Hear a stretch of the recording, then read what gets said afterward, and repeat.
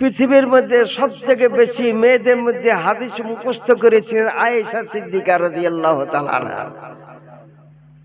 ইনা হাদিস শরীফ মুখস্থ ছিল 2210টি হাদিসের হাফেজা ছিলেন আয়েশা সিদ্দিকা রাদিয়াল্লাহু তাআলা আনহা।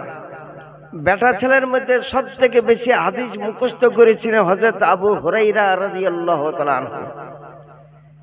এখনো এই বর্তমান পৃথিবীতে একজন বেঁচে আছেন যিনি 60,000 হাদিসে মুতালিয়াকারী, আল্লামা জিয়াউল মুস্তাফা। সারা পৃথিবীতে ওনার থেকে বড় মুহাদ্দিস আর আপনি নজরে ধরেই পাবেন না। ওটা আমার একটা কথা নয়, আমেরিকার সমীক্ষকগণ সমীক্ষা করে বলেছেন বর্তমানে ভারতবর্ষের ঘুষি বলে একটা জায়গা, আল্লামা জিয়াউল মুস্তাফা বুঝেছেন আমজাদি, ইনি সব থেকে বড় মুহাদ্দিস। তাই কয়েকটা কেবল হাদিস শরীফ বর্ণনা করে আপনাদের সঙ্গে চলে যাব। বেরাদারান ইসলাম, কবরের আযাব, আযাবুল কবরে হাক্কুন ফামান রাদ্দা ফাহুয়া কুফরুন। সারা কায়েদানা সাফি কিতাবে লেখা আছে আযাবে কবর হক, আর যে আযাবে কবরকে অবিশ্বাস করবে সে ইসলাম থেকে খারিজ হয়ে যাবে। বুখারী শরীফে হাদিস শরীফ আছে, আমার নোটটা অবশ্য আমি সঙ্গে করে এনেছি। হযরতে সাদ বিন মুআজ রাদিয়াল্লাহু তাআলা আনহু মক্কা শরীফে উমরা করতে গিয়ে অসুস্থ হয়ে গিয়েছিলেন। এমন অসুস্থ হলেন যে ইন্তেকাল করে যাবেন। সমস্ত লোক ইন্তেকালের জন্য ইন্তজার করতে লাগলো যে আর বাঁচবে না, হয়ে যাবে। কিন্তু সাদ বিন মুআজ আমার নবীকে বলে রেখেছিলেন, হুজুর আমার জন্য দোয়া করেন যেন মক্কাতে আমার ইন্তেকাল না হয়, আমার ইন্তেকাল মদিনা শরীফে হয়। তো নিজে নিজে চিন্তা করতেছেন আমার রাসূলুল্লাহ আমার জন্য দোয়া করেছেন আর মক্কা শরীফে আমার ইন্তেকাল, কিন্তু আমি এটাকে তো পছন্দ করতেছি না। হঠাৎ রাসূলুল্লাহ সরওয়ারে দু আলম সাল্লাল্লাহু তাআলা আলাইহি সাল্লাম নমুদার হলো, বলে যা তুই যেটা পছন্দ করেছিস তোর মৃত্যু কখন হবে তা আমি জানি। তোমার মৃত্যু মক্কাতে হবে না, তোমার মৃত্যু হবে মদিনা শরীফে। তাই রেহাই দিয়ে দিলেন। মদিনা শরীফে আসার পথে, মদিনা পৌঁছাবার পথে রাস্তাতে ইন্তেকাল করেছিলেন হযরতে সাদ রাদিয়াল্লাহু তাআলা আনহু। তার কবর তৈরি করা হয়েছে জান্নাতুল বাকিয়াতে, আর সেই কবরই সর্বপ্রথম আযান দিয়েছিলেন রাসূলুল্লাহ সাল্লাল্লাহু আলাইহি সাল্লাম।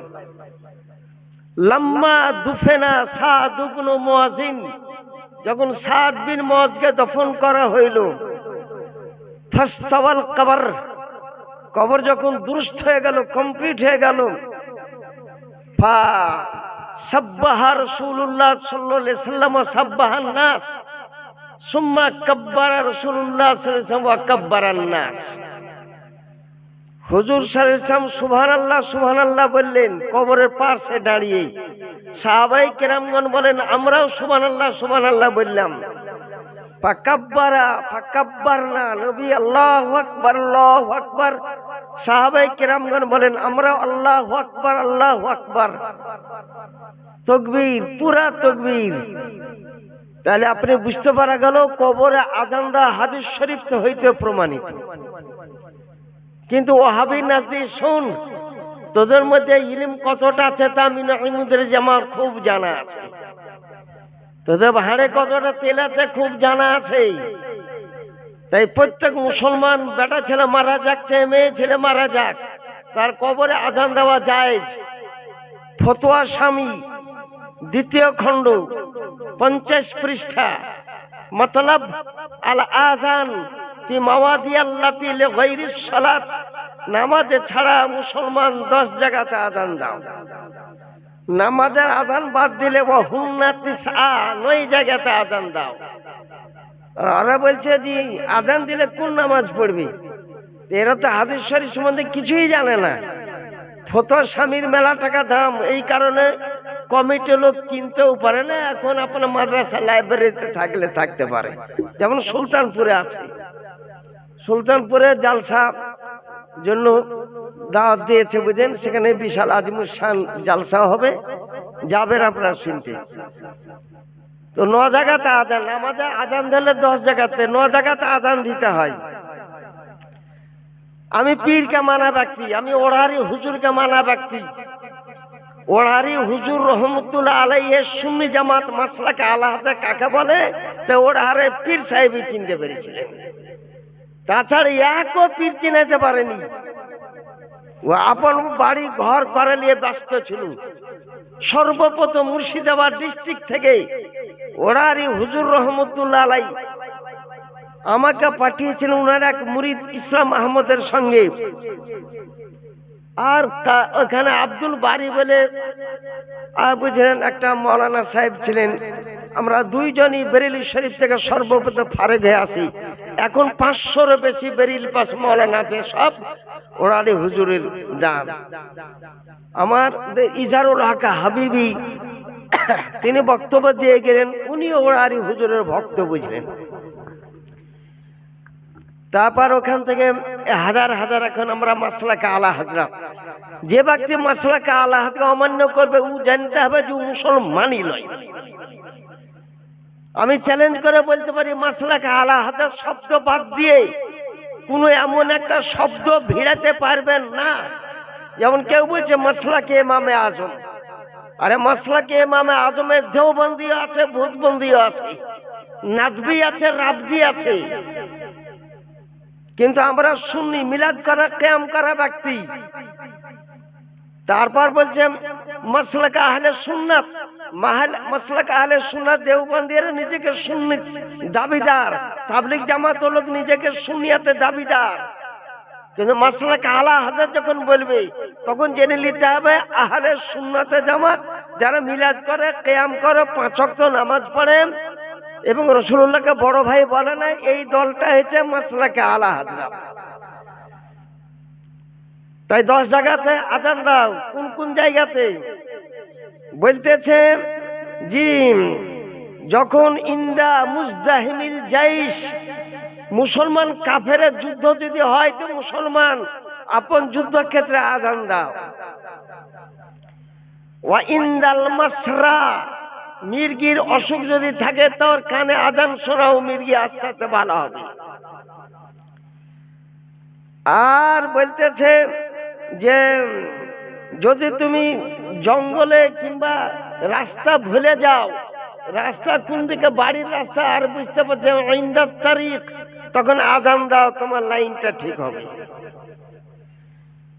আর কোন জায়গাতে গ্রামের কোন মহিষ কিংবা গরু কিংবা উট যদি মানুষকে তেড়ে মারতে চাহে তো ওর কানে আজান শুনিয়া দে, আজ থেকে তাড়িস না কাউকে। তারপরে বেটা ছেলে জন্মগ্রহণ করলে 7 বার আজান দাও, মেয়ে ছেলে জন্মগ্রহণ করলে 5 বার আজান দাও। ব্যাপকভাবে বৃষ্টি বর্ষণ হলে, ঝড় তুফান হলে আজান দাও। আর আজান দাও ইনদা ইনজালিল মাইয়িতিল কবরা, মাইয়িতকে কবরে দফন করার পর আজান দাও। এতটা জায়গায় আজান দিতে হয় বেরাদারিন ইসলাম। তো হযরতে জাবের রাদিয়াল্লাহু তাআলা হাদিস শরীফের রাবী জি, সাদ বিন মুআযের কবরের উপরে রাসূলুল্লাহ সাল্লাল্লাহু আলাইহি ওয়াসাল্লাম এই শব্দটা বলেছিলেন, এই তাকবীরটা দিয়েছিলেন রাসূলুল্লাহ সাল্লাল্লাহু আলাইহি ওয়াসাল্লাম। বুখারী শরীফ প্রথম খণ্ড বাব ইসবাতে আযাবুল কবর একটা হাদিস শরীফ আছে।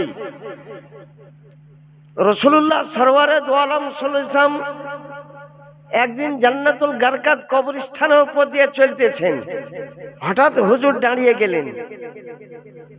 হুজুর দাঁড়ালেন কেন? এখন দুপুরের টাইম, আরবে দুপুরে খুব রৌদ্র পড়ে, এখানে দাঁড়ালেন কেন? বলে আমার পার সামনে 2টা কবর আছে, হাজানে কবরানে ইউ আযাবান, এখানে 2টা কবর আছে, এদেরকে আযাব হচ্ছে। সারা কায়দে নাসাবি কিতাবে লেখা আছে আযাবুল কবরে ওয়া হুয়া মিনাল গায়বে, আযাবে কবরটা গায়েব, আযাবে কবর কেউ দেখতে পায় না। মাদাপুর ধনিরামপুর তো দূরের কথা, এরিয়ার কোন মুসলমান, কোন ইঞ্জিনিয়ার, বৈজ্ঞানিক একজনে মোবাইল দিয়েছিল যে দেখি মুনকে নেকের কেমন করে সওয়াল জবাব করে, উত্তর পেয়েছেন? যারা শুনছেন মোবাইল তো আপনারা চালিয়ে চলে যাচ্ছেন, ওগুলার দিকে লক্ষ্য নাই। মোবাইল দিয়ে চলো যে মুনকির নাকির কেমন করে সহজ জব শুনে তাহলে মোবাইলে ক্যাচ করে নিবে আর আমি শুনতে পাবো, কিছুই হয়নি। বুঝলেন, কবরের আযাব আছে হক, আর আযাবকে কেউ দেখতে পায় না। আর আযাবকে দেখেন কে? রাসূলুল্লাহ সাল্লাল্লাহু আলাইহি সাল্লাম। তো বলছে এখানে দুইটা কবর আছে, আযাব হচ্ছে। তো রাসূলুল্লাহ জিজ্ঞাসা করতে, হুজুর দুইজনা অমুসলমান না মুসলমান? বলে দুই জনেই মুসলমান। কতদিন আগে মারা গিয়েছে? বলে আজ থেকে 1000 বছর আগে মারা গিয়েছে। 1000 বছর আগে। কোন নবীর উম্মত? বলে মুসা কালিমুল্লাহর উম্মত।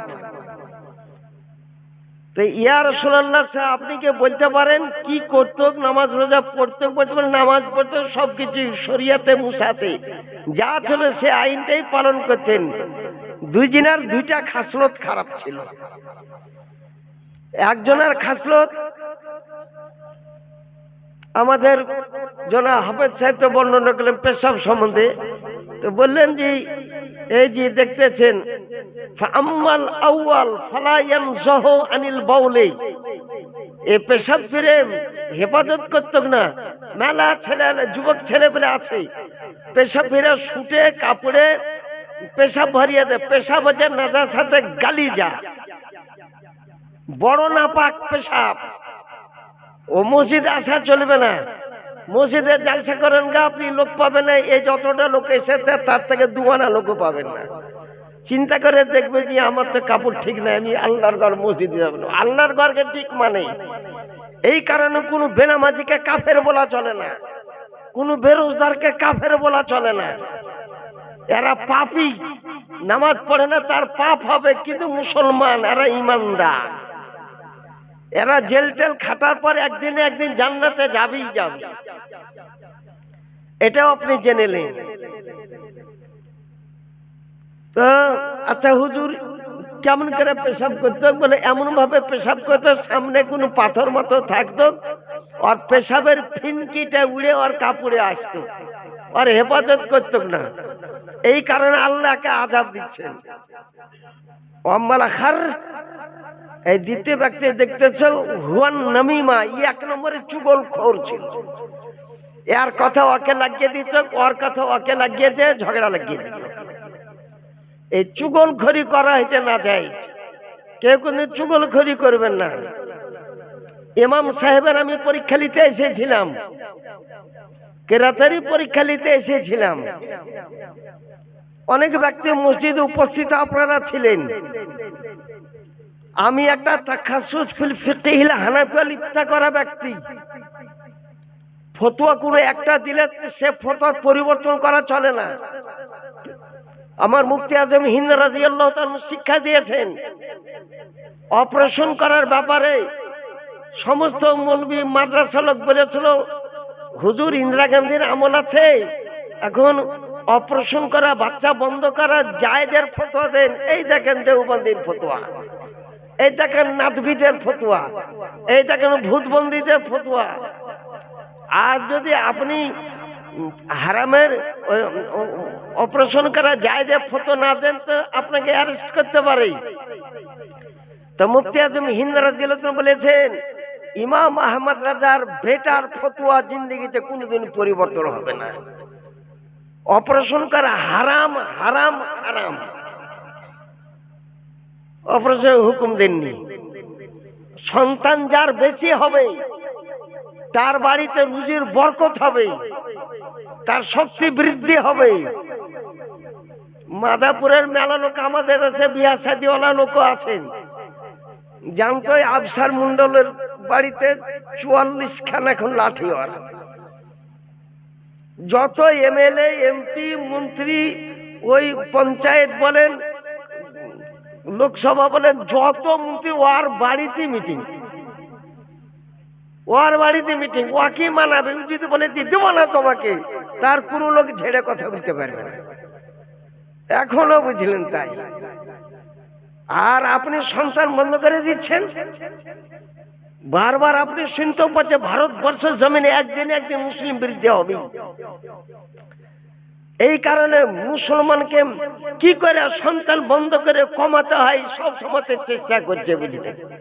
সেটা আপনারা যুবকেরা ঠিকই বুঝতে পারতেছে, কিন্তু আপনারা ভালো করে বুঝতে পারছেন না।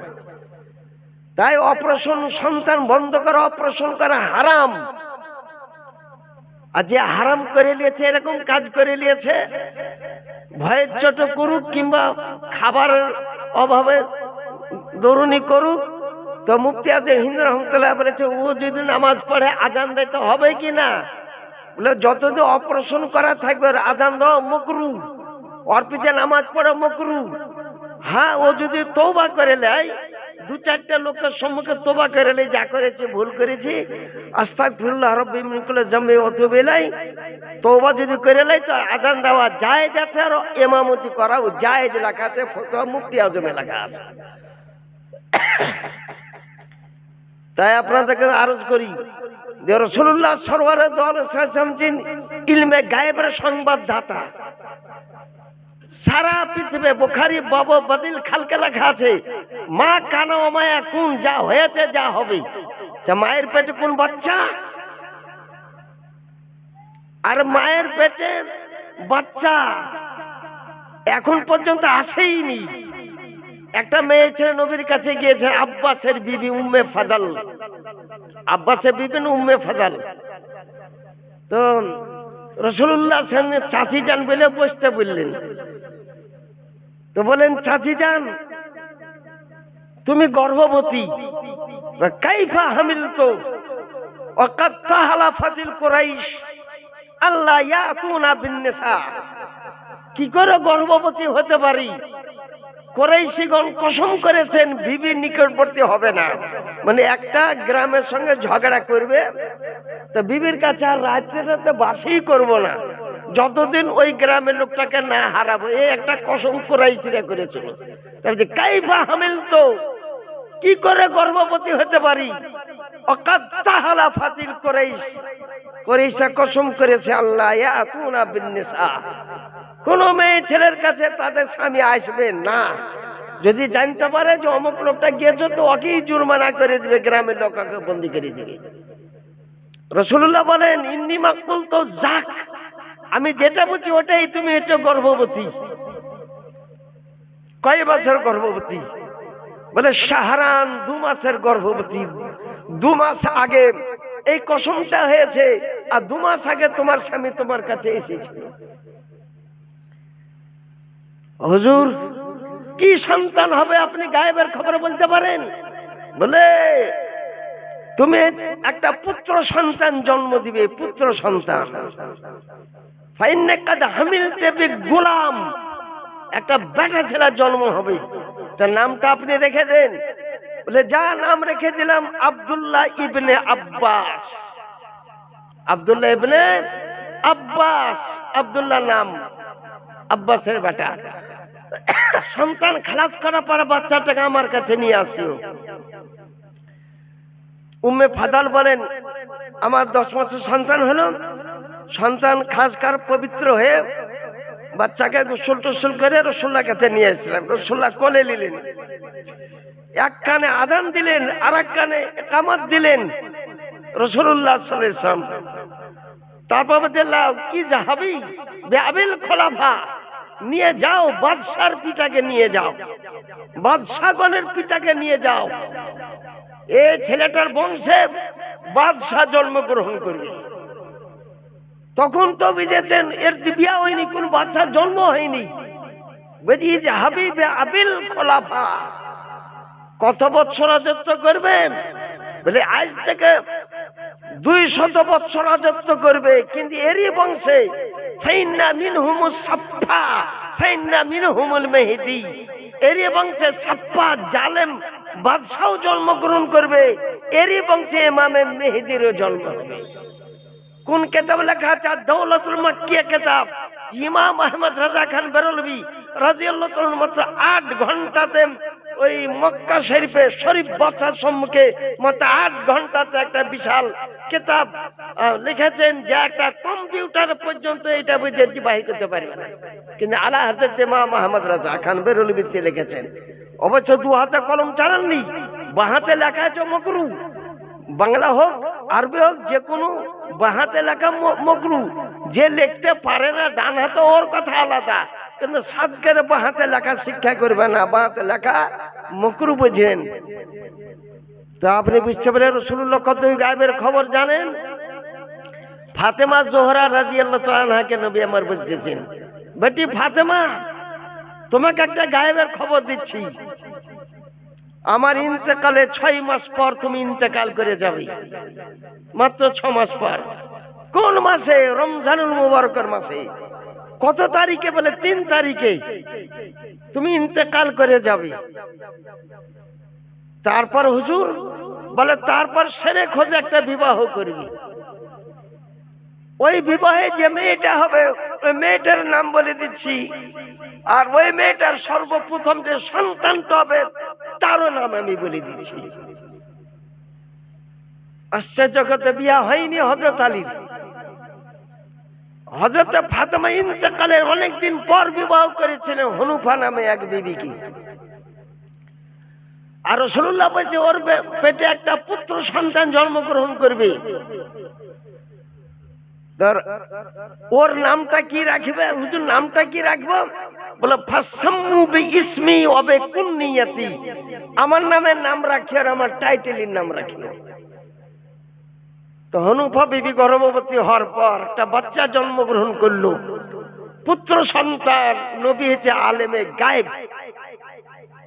নাম রাখলো মুহাম্মদ আবুল কাসিম ইবনুল হানাফিয়া। নবীর নাম মুহাম্মদ। নবী বলেছেন তোমাকে ফাসাম্মু বিইসমি, আমার নামের নাম রাখে। তো নবীর নাম ছিল মুহাম্মদ, আপন বেটার নাম রেখেছিলেন মুহাম্মদ। অবে কুন্নিয়াতি, আমার টাইটেলের নাম আবুল কাসেম। আবুল কাসেম মুহাম্মদ আবুল কাসেম ইবনুল হানাফিয়া, হনুফা বংশের। তাই তাকে আমরা হানিফ পাহলওয়ান বলি, হানিফ পাহলওয়ান বলি। হানিফ পাহলওয়ান হযরত আলী কারামতুল কারীমের একটা যোগ্যতম পুত্র। কারবালা যুদ্ধের টাইমেও তিনি জিন্দা ছিলেন, উনি মদিনা শরীফে ছিলেন। বিরাদে একদিন রাসূলুল্লাহ সাল্লাল্লাহু তাআলা আলাইহি সাল্লাম চলতেছেন, আবু হুরায়রা রাদিয়াল্লাহু হাদিস শরীফ তিনি বর্ণনা করতেছেন যে কবরের আযাব তো কেউ দেখতে পায় না, কিন্তু রাসূলুল্লাহ সাল্লাল্লাহু আলাইহি ওয়াসাল্লাম বলেন আমি কবরের সমস্ত কিছু ব্যবস্থা করে দেব। কবরে নবী হাজির ও নাজির। যারা বলবেন নবী হাজির নাজির, হাদিসে বুঝতে পারেনি। মাওলানা আবু তাহের একটা মুফতি হাদিসে এবারটা বুঝেই। বুখারী শরীফে লেখা আছে মা তাকুলু ফি হাক্কি হাজার রাজুল। 3টা প্রশ্ন কবরে করা হবে। মার রব্বুকা, তোমার খোদাকে। মা দিনুকা, তোমার ধর্ম কি। মা তাকুলু ফি হাক্কি হাজার রাজুল, এই সামনে যিনি আছে হাজার নিকটবর্তীর জন্য ব্যবহার করা হয়, জালিকা দূরবর্তীর জন্য ব্যবহার করা হয়। এই ব্যক্তিকে তো মুর্দা ব্যক্তি যদি নামাজি ব্যক্তি হয়, আজ তো নামাজ আপনি পড়ছেন না, কবরে আলহাকুমুত তাকাসুর হাত্তা যুরতুমুল মাকাবির, কবরে যেদিন যাবেন সেদিন আপনি বুঝতে পারবেন। তো দেখার পর বলবেন হাযা মুহাম্মাদুর রাসূলুল্লাহ সাল্লাল্লাহু আলাইহি ওয়াসাল্লাম, ইনি আমার নবী মুহাম্মদুর রাসূলুল্লাহ সাল্লাল্লাহু আলাইহি ওয়াসাল্লাম। তাই প্রত্যেক মুসলমানকে বলে নামাজ পড়েন, মসজিদে আসেন, মসজিদে নামাজ পড়তে আসেন। বাইচান অসুবিধা হলে মাঠেও নামাজ হবে, বাড়িতেও নামাজ হবে। কিন্তু কবরে বুঝলেন কেউ সাহায্য করতে পারবে না, সাহায্য করবেন তো রাসূলুল্লাহ সাল্লাল্লাহু আলাইহি ওয়াসাল্লাম সাহায্য করবেন। আমরা পীরপন্থী ব্যক্তি, গায়ের মুখালিদ ওয়াহাবিরা বলে আল্লাহ ছাড়া কারোর কাছে সাহায্য না চলবে না। আল্লাহর কাছে সাহায্য চাওয়া জায়েজ আছে, নবীর কাছেও সাহায্য তলব করা জায়েজ আছে, পীরের কাছেও সাহায্য তলব করা জায়েজ আছে। দেখুন হাদিস শরীফ একটালে কয়েকটা হাদিস শরীফের মধ্যে আছে, খাস করে মিশকাত শরীফের মধ্যে আছে। হযরত রাবিয়া বিন কাব আহওয়ারি রাদিয়াল্লাহু তাআলা আল্লাহ নবী সাল্লাল্লাহু আলাইহি ওয়াসাল্লামের কাছে ছিলেন। তা আমার নবী বলতেছেন, সালমাস আলু চাও, যা চাইবে তাই দিয়ে দেব। হুজুর যা চাইবো তাই দিয়ে দিবেন? বলে যা চাইবে তাই দিয়ে দেব। লফজা সাল মালুম মিশাওয়াদ হর চেরা খাহাদ হর কেরা খাহাদ বা হুকমে পরওয়ারদিগার উমিদেহাত আশাতুল লুমাত। যা চাইবে, যাকে ইচ্ছা করে নবী দান করতে পারেন। উনি এবার নবীর কাছে চাইতেছেন। তাহলে হাবি উত্তর দে, ও হাবি গায়রুম কালিদা দল উত্তর দে। তুই যদি বাপের বেটা হতে হাদিসের উত্তর দাও। হাদিস শরীফ শাইখাইন বর্ণনা করেছে, এই হাদিস শরীফ মুসলিম শরীফের মধ্যে আছে। আসআলুকা সালমাস আলু চাও, যা চাইবে। বলে আসআলুকা মুরাফাকাতাকা ফিল জান্নাত। আপনার কাছে হুজুর জান্নাত চাইতেছি, আর জান্নাতে আপনার গোলাম হয়ে থাকতে চাই। নবী বলেন গায়রা জালিক, এছাড়া আর কিছু চেহেলাও? বলে যাকা ইয়া রাসূলুল্লাহ সাল্লাল্লাহু আলাইহি ওয়াসাল্লাম, এটাই যথেষ্ট। একজন অন্ধ ব্যক্তি এসে নবীকে বলতেছেন, জি হুজুর আপনার দরবারে আসলাম, আমি অন্ধ ব্যক্তি, খুব কষ্ট পাচ্ছি, এখানে উল্টা পড়ে যাই, আমি খুব কষ্ট পাচ্ছি। রাসূলুল্লাহ ইতিল মিজাত, উযু করার বধনাকে বলা হয়। উযু করো, আমার সম্মুখে বসো। বসলেন।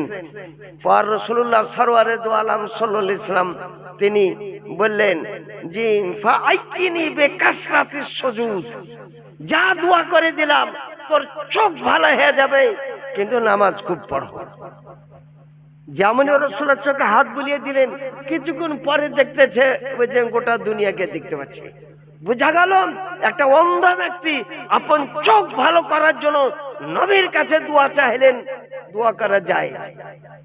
বুখারী শরীফ 506 পৃষ্ঠাতে একটা হাদিস শরীফ আছে, বলি ইয়া রাসূলুল্লাহ ফাদউল্লাহ লানা, এরা তো দোয়া করা উঠিয়েই দিল, দোয়া করা কোনো হাদিসে নাই। বুখারী শরীফে 506 পৃষ্ঠাতে আছে হাত তুলে দোয়া করা যায়। হাকিম লিল মুস্তাদরাক কিতাবে লেখা আছে হাত তুলে দোয়া করা যায়। কানজুল উম্মাল কিতাবে হাদিসে লেখা আছে হাত তুলে দোয়া করা যায়। ফতোয়া মুফতি আজমের 3 খণ্ডে লেখা আছে হাত তুলে দোয়া করা যায়। ফতোয়া রাজাবিয়া 4 খণ্ড কিতাবুল জানাইজে লেখা আছে আল্লাহর দরবারে হাত তুলে দোয়া করা যায়।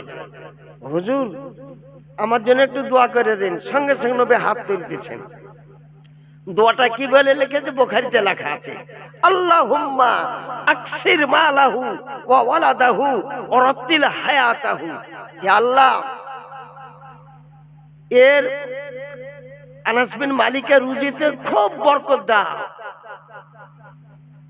আর এর ছেলে পিলাতেও বরকত দাও, আর এর বয়সকেও বৃদ্ধি করে দাও। 3টে আল্লাহর হাতে, 3টাই নবী দোয়া করলেন। কিন্তু বুখারী তুমি কি করে পড়লে? বলে বুখারী পড়ার ফারেক হবে, বুখারীর ফারেক হবে। কি করে তুমি বুখারী পড়লে? এটা বুখারী 2 খণ্ড 506 পৃষ্ঠাতে হাদিস শরীফ আছে, যা খুঁজে লাগা। বলে হুজুর আমার জন্য দোয়া তো করলেন রুজি রোজগার বরকতের জন্য, ছেলে পিলারও বরকত। কটা সন্তান হবে? যা 50টা হবে, যা তোর বাড়িতে 50টা, তোর ছেলে পিলা প্রথাপতি মিলে 50টা হবে, যা। বলে হুজুর মেলায় বেশি হয়ে গেল। বলে 60টা হবে, যা। বলে হুজুর একটু কমিয়ে দে। বলে 77টা হবে, যা। বলে হুজুর আমার বাড়ি জায়গায় অত বড় নাই। বলে 80টা হবে, যা। জবার কথা বলবো তবা 10 টাকার বৃদ্ধি হয়ে যাবে। হুজুর আমার জমি জমা নাই, 90টা হবে, যা। চল তোর খেজুরের বাগান আছে, কত বড় দেখে আসি। নবী বাগানে ঘুরলেন। বলে খেজুরের বাগান, আমি আল্লাহ নবী সাল্লাল্লাহু আলাইহি ওয়াসাল্লাম বলতেছি, আল্লাহ বছরে একবার করে ফল দেন, আর আমি রাসূলুল্লাহ সাল্লাল্লাহু আলাইহি ওয়াসাল্লাম পক্ষ থেকে আরেকবার তুই ফল দিস। মেয়ামিদাদ হর সাল 2 বার, প্রতি বছর 2 বার করে খেজুর হবে। আরব দেশে কোন বাগানে 2 বার খেজুর হয় না, একটাই বাগানে 2 বার খেজুর হয়, ওটা হচ্ছে আনাস বিন মালিকের বাগান। একটা আল্লাহর পক্ষ থেকে হয়, একটা রাসূলুল্লাহর পক্ষ থেকে হয়। আবার রাসূল বলেছেন সারা বছর ধরেই থাক খেজুর। হাজী সাহেবের এখানে অনেক ব্যক্তি হাজী সাহেব আছেন, আনাস বিন মালিকের বাগান যান, সারা বছর খেজুর ধরেই থাকে, সারা বছর খেজুর ধরে। আর বেশন মনে করে রাত্রি মেলায় হলো, ইনশাল্লাহ আবার জালসাতে কোনদিন শুনতে পাবেন। কারণ আমাদের রেজাউলের জন্য আমি দোয়া করি খুব, বুঝেনি। একটা হাফেজ, এক মৌলানা, একটা হাফেজ আবু তাহের চ্যাম্পিয়ন হাফেজ। তো প্রতি বছর একটা মিলাদ মাহফিল করে, প্রতি বছরই দেখি সমস্ত লোককে তেনারা খাওয়ান, বুঝেন হাফেজ রেজাউল। আর কে কে সাথ দেয় তা আমি ভালো করে তাহকিক করি না। তো ইনারা বুঝলেন প্রতি বছর, তারপরে এরা মাদ্রাসা সম্বন্ধে অত্যন্ত সহযোগিতা করে। আপনাদের মাদ্রাসা সে সম্বন্ধে সহযোগিতা অত্যন্ত করে। মাদাপুরের লোক করেন, ধনিরামপুরের লোক করেন, লোহারপাড়ার লোকও করেন, সবাই মিলে মাদ্রাসাটা আপনারা চালাইছেন। তবে আমাদের এরিয়ার মধ্যে সবথেকে উত্তম মাদ্রাসা সুলতানপুর মাদ্রাসা, এটা ফারিক পর্যন্ত চলছে, তা আপনারা সকলেই জানেন। তো ওই মাসে আগামী 6 ডিসেম্বর, কয় ডিসেম্বর আমাকে লেখিয়ে দিয়েছে, ওতে জালসা হবে, বিজ্ঞাপন ইনশাল্লাহ ঠিক আপনারা পাবেন, বুঝলেন। তা আমি রেজাউল করিমকে অত্যন্ত শুকরিয়া আদায় করি যে প্রতি বছর একটা বুঝেছেন মিলাদুন নবী করেন। আর মিলাদের লোককে খাওয়া যায় যাচ্ছে, নবীর জন্মের তারিখে আব্দুল মুত্তালিব লোককে একদিন নয়, গোটা মক্কার লোককে 3 দিন খাইয়েছে। এরা বলছে খাওয়া কোনো কেতাবে লেখা নাই, খাওয়া কত কেতাবে দেখবেন। প্রথম মালিকুল ওলামার বুঝেছেন 406 পৃষ্ঠাতে লেখা আছে যে রাসূলুল্লাহ সাল্লাল্লাহু আলাইহি ওয়াসাল্লাম ইন্তেকালের 13 দিনকার দিন আবু বকর সিদ্দিক মুসনাদে খেলাফতে বসে বলেছিলেন, গোটা মদিনার লোকের দাওয়াত থাকলো, মক্কা লোকের দাওয়াত থাকলো, সাফা মারওয়ার দাওয়াত থাকলো। তাতে লোক হয়েছিল কম বেশ 1,24,000। উট, খাসি, গরু জবাই খুব করা করলেন। মদিনার লোক বলতেছে কি ব্যাপারে এত খুশবু উঠতেছে গোশতের, আর ভালো বুঝলেন খাবার তৈরি হচ্ছে। বললেন যে খাবার খাওয়ার পর কেউ চলে যায় না, যে যা পার আগে খেয়ে নাও। সবকে পেট ভরে খাইয়ে দিলেন। তারপরে রাসূলুল্লাহ সাল্লাল্লাহু তাআলা আলাইহি সাল্লামের সাহাবী আবু বকর সিদ্দিক বলেন, আল ইয়াউমা উরসু রাসূলুল্লাহ সাল্লাল্লাহু আলাইহি ওয়াসাল্লাম, আজকে রাসূলুল্লাহ উরস শরীফ পালন করলাম, আজকে রাসূলুল্লাহ উরস শরীফ পালন করলাম। পীরের দরবারে উরস শরীফ করা জায়েজ, পীরের দরবারে উরুসে যাওয়া জায়েজ, উরুসের খানা খাওয়া জায়েজ। খিচুড়ি দেখ, বিরিয়ানি দেখ, যেমন তাই দেখ, উরুসের খাবার খাওয়া জায়েজ, পীরকে মানা জায়েজ। আল্লাহ হাতে বলেন যার পীর নাই মাল্লা শাইখ আলাউফা শাইখুর শয়তান, যার পীর নাই তার পীর শয়তান। আর মারিফ কিতাবের মধ্যে লেখা আছে, এটা ফতোয়া রাজাবের 11 খণ্ডেও লেখা আছে। ওমা আলাইনা ইল্লাল বালাগ।